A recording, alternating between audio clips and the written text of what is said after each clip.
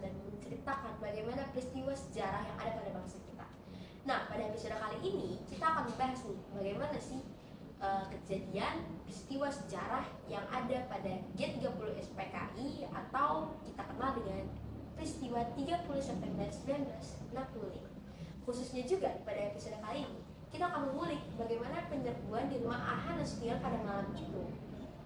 Dan pada episode kali ini juga kita akan mendatangkan dua narasumber istimewa yang ada langsung pada hari kejadian tersebut. Nah, yang pertama, dikenalkan ini ada Bapak Den Aidit selaku Bapak Ketua Partai Komunis Indonesia. Thank you udah undang saya berada di podcast ini. Masih juga. Nah, untuk tokoh kedua yakni ada Jenderal AH Nasution.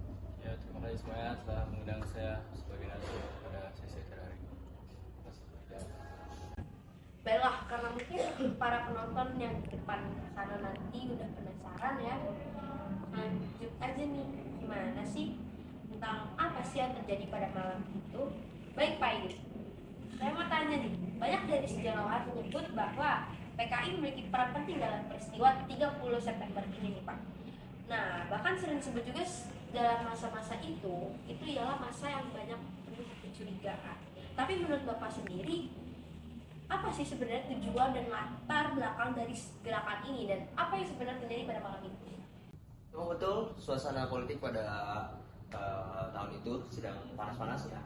Dan ada isu tentang Dewan Jenderal ingin melengsarkan Presiden Soekarno. Kami dari pihak Partai Komunis Indonesia merasa bahwa revolusi bisa terancam karena ada kekuatan militer, terus juga yang kekuatan militer yang mulai bersikap berseberangan dengan presiden. Terus gerakan 30 September itu awal mulanya hanya ingin mengamankan Presiden Soekarno, bukan untuk menimbulkan kekacauan. Gitu. Oke, namun dari yang saya lihat dari film G30 SPKI itu yang saya dengar juga menunjukkan Bapak dan para tokoh-tokoh PKI serta pemuda rakyat Herwati BTI Sopsi merencanakan dengan rapi kudeta yang terhadap pemerintah dan TNI yang menyebabkan juga dibunuhnya para perwira tinggi TNI Angkatan Darat. Bagaimana itu bisa terjadi, Pak? Justru itu yang sampai sekarang masih jadi tanda tanya besar. Tidak pernah ditemukan dokumen perintah langsung dari saya untuk penculikan atau pembunuhan jenderal. Jadi yang diajukan kebanyakan hanya berupa pengakuan tahanan politik aja. Jadi kayak rencana kami awalnya bukan untuk membunuh, melainkan cuma kayak mengamankan dan memeriksa para jenderal yang bersangkutan. Tapi dalam pelaksanaannya terjadi hal-hal yang kacau, nggak sesuai sama perintah saya di lapangan. Terus juga mungkin juga karena nggak sesuai lah perintah saya di lapangan, jadi kacau. Jadi mengapa saya bisa bilang gitu? Karena ada juga dugaan bahwa ada pihak lain yang menunggangi situasi ini. Oh, menarik sekali. Jadi maksud Bapak ini di peristiwa kali ini Bapak menyatakan bahwa 100% dikendalikan oleh pihak PKI, tidak ada sangkut pautnya atau ada yang ikut campur dalam urusan ini, begitu Pak? Tepat sekali. Tentang kejadian G30 SPKI khususnya pada malam pembunuhan para jenderal, banyak yang menyatakan tentang intervensi asing, di mana beberapa teori itu kayak menyebutkan lah ada campur tangan intelijen asing, terus ada seperti CIA gitu, terus juga dugaan dalam upaya penggulingan Presiden Soekarno dan menciptakan propaganda anti PKI. Dokumen-dokumen rahasia Amerika Serikat juga yang dipublikasikan merupakan spekulasi gitu. Terus ada juga faktor-faktor internal Angkatan Darat. Ada juga peristiwa Angkatan Darat yang lainnya seperti Kolonel Abdul Latif yang belakangan bersaksi bahwa gerakan tersebut mendapat restu atau setidaknya diketahui oleh Mayor Jenderal Soeharto. Baiklah, makasih Pak Aidit atas tanggapannya.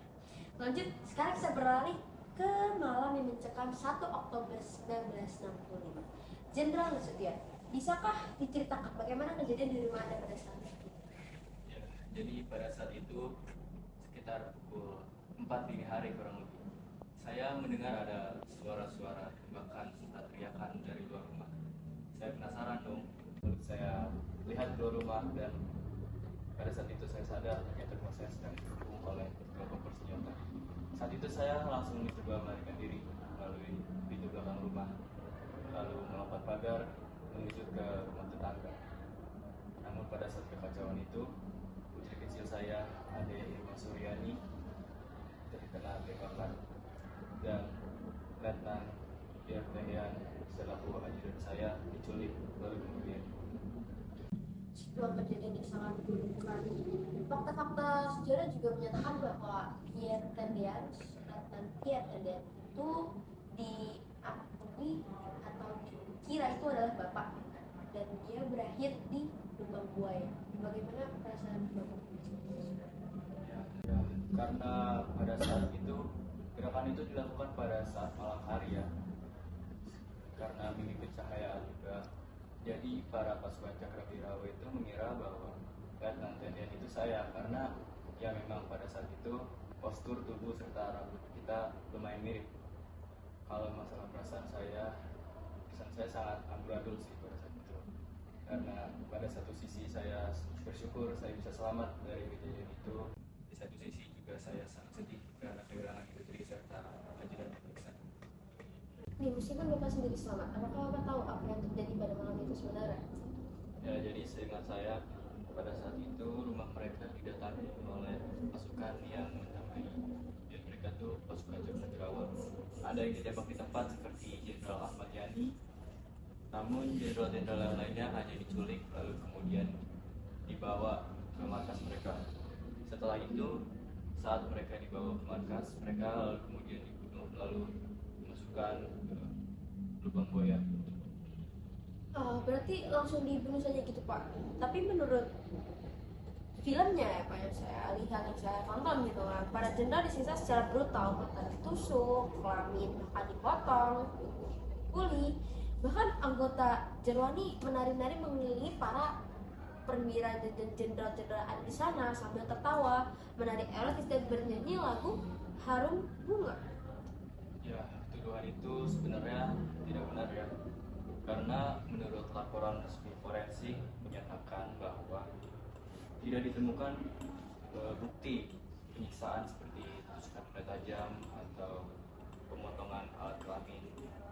Luka-luka yang ada itu disebabkan oleh tembakan serta benturan benda-benda keras, bukan kekerasan ritual. Namun beberapa perempuan memang ditahan di lubang buaya, tapi tidak terbukti ikut menyiksa siapapun. Dan lagu Harum Bunga yang tadi disebut itu diciptakan khusus untuk film itu, bukan lagu sejarah PKI.